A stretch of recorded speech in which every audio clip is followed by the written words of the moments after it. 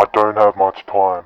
I'm at a library computer miles away from my town, but I'm sure they're somehow still watching me. But I felt I needed to warn all of you.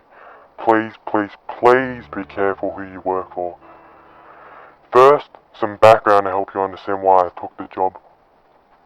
I'm a newly educated videographer. I had big dreams of Hollywood and blockbuster movie successes before, but unfortunately without 20 years experience, a million certifications, and still being young and strong enough to carry around a camera, you won't get anything these days. I'd been looking for work for the last year or so, but it was hard to get anything steady. Mainly I acted as a freelance videographer, filming weddings and shit. Then one day I got my dream job, or what I thought was my dream job.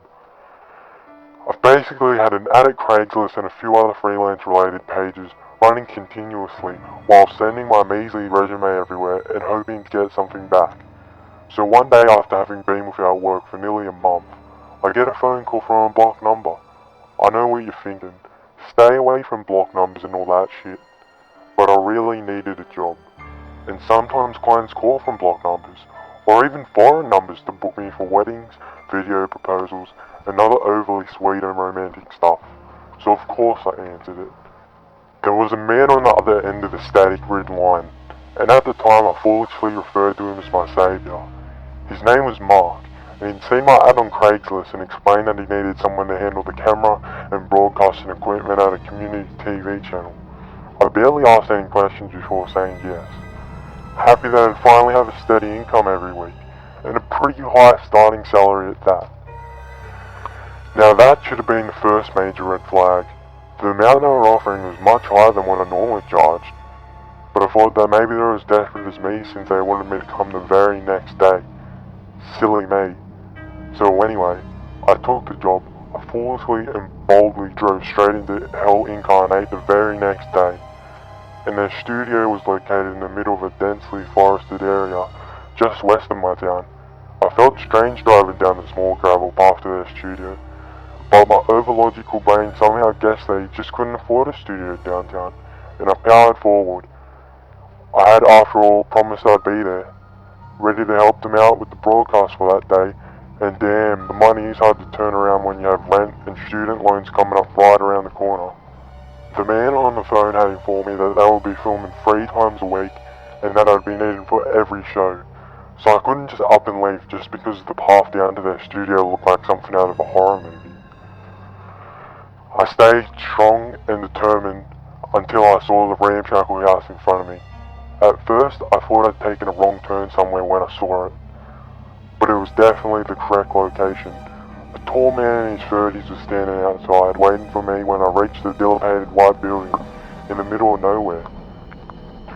Now, I myself am a pretty strong and agile 23-year-old male, so I wasn't too worried, and I really needed the cash, so I exited the car like normal and walked up to the waiting one-man welcoming committee. Sure, I was a tiny bit worried about the whole situation, but the man looked pretty normal. He was dressed neatly in a suit and seemed friendly enough. I kept my keys in the ignition though, just in case. But most of my fears were quelled when he started talking. He introduced himself as Mark, and it was definitely the man I talked to on the phone.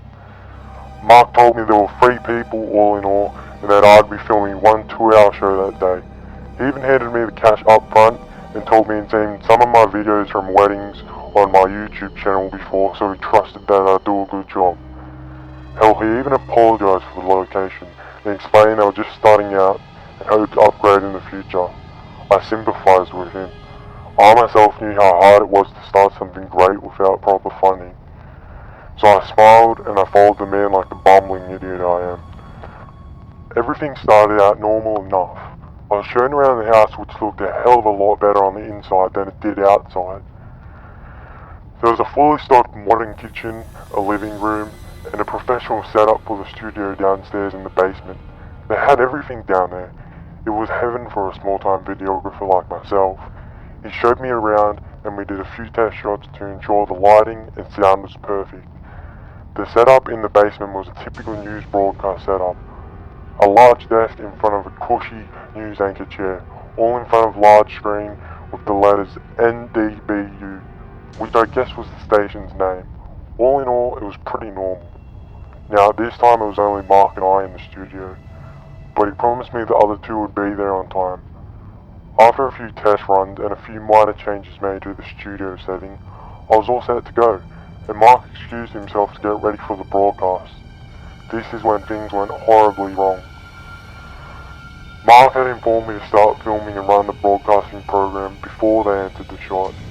There was even a little intro thing that they wanted me to play before they entered, as well as a stationary camera and a camera dolly set up for the more movable shots that Mark had informed me to move in a specific way during the show.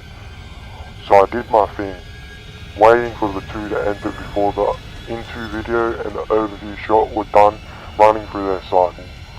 When the two men entered dragging a crying woman behind them, I knew something was very wrong.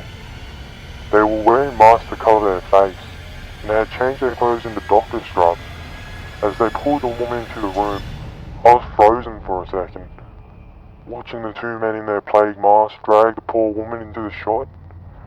A small part of me tried to rationalize the sight in front of me as some twisted, dark humor inspired intro, maybe something they'd planned for the month of October. But as they started strapping the sobbing woman down on the table, I understood something was seriously wrong. That wasn't acting. The poor girl was screaming, sobbing, and she had visible bruises covering every part of her body. At least the parts I could see, as clothes were still covering her shaking frame at this time. I'd stepped forward on instinct, wanting to help the sobbing woman, but just as I took a step forward, the smaller of the two men, the one that was most likely Mark, produced a knife and walked towards me. As the other busied himself securing the poor woman's straps on the news table, Mark walked out of the shot and up to me, pointing a large butcher knife straight at me now. I'm a pretty strong man, but the way Mark handled the knife made him seem larger and more menacing than me. I'm sure he would have killed me right then and there if I tried anything. He leaned in close and whispered, barely audible over the woman's pleas for help, right into my ear. You will film, and you will watch. If not, I'll drag you in front of the camera as well. And trust me, you're safer on this side. The friendly tone of his voice was gone as he rested the knife against my throat. It's been weeks and I can still feel the sensation of cold steel against my throat. I'm ashamed of what I did next, but I thought I was going to die. Believe me, if I saw some way out of fucked up shit alive, I would have left. So I nodded. I nodded through my own blubbering and focused my eyes on the camera, trying to keep my eyes on the machinery and buttons anywhere other than the scene in front of me or the digital screens I'd been happily preparing for the shot. Mark didn't seem to trust me though, so he stayed by my side for what was the longest, most hellish 2 hours of my life. The knife pressed against my throat as I was forced to film and watch this poor girl be picked apart, piece by piece, her anguish screams still echo in my head now. I won't go into detail. I can't. What little is left of my sanity won't allow me to relive it. But the man in front of the camera tortured the woman. He tore at her.